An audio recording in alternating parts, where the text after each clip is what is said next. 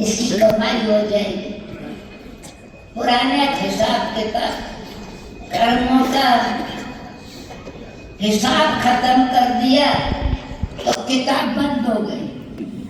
हिसाब किताब जब तक योग बल से पुराने कर्मों का हिसाब खत्म नहीं किया, किताब बंद नहीं होगी। वो जीवन की बुक बार बार खुलती रहेगी। तो पासबुक की बंद कर दो, पर ऐसे नहीं, श्रेष्ठ कर्म करके, शुभ भावना रख के, शुभ कामना रख के, कल्याण की वृत्ति रख के, परोपकारी परोपकार करके। बाबा ने कहा मैं तो कांटों के जंगल को फूलों का बगीचा बनाने आया, उड़ती कला सिखाने आया हूँ। और उड़ती कला का आधार सिर्फ है ही 3 बातें।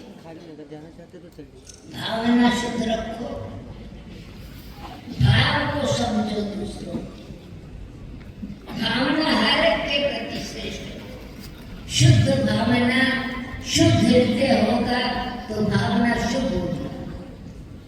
हृदय शुद्ध होगा तो भावना शुद्ध होगी।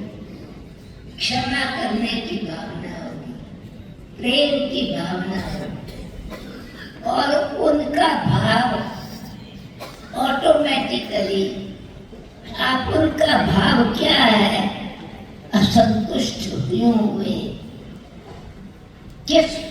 क्यों हमारे साथ व्यवहार ऐसा किया, मिसअंडरस्टैंडिंग थी, आत्मा में शक्ति नहीं थी, समय नहीं था, ड्रामा में पार्ट इतना ही था। तो मन में एटीट्यूड को चेंज करो, मन की वृत्ति को चेंज करो, अपने स्वभाव को चेंज करो, उनका स्वभाव नहीं देखो। तो भावना, भाव और स्वभाव,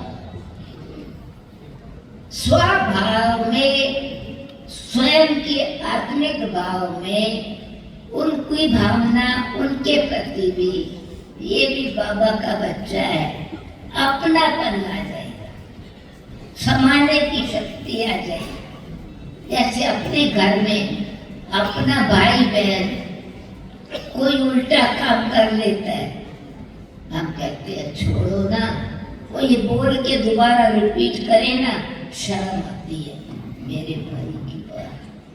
कहेंगे नहीं है, कुछ बेचारा बीमार था ना, संग दोष आ गया था, इंटरेस्ट से सुनते नहीं है, बचाते। तो ऐसे पर चिंतन की बातें, कमी कमजोर की बातों में इंटरेस्ट नहीं हो। कान को बाबा ने कहा मैं तुमको गणेश जी बन जाऊं, मैं ये सिर काट देता हूँ, नवा जन्म देता हूँ ना, तो नवी गर्दन दे देता हूँ। तो मस्तक नया बन गया, आंखें नवी आ गई, कान में पंखा लग गया, बड़ा मोटा नाक, मेरा दुनिया क्या कहेगी, समाज क्या कहेगा।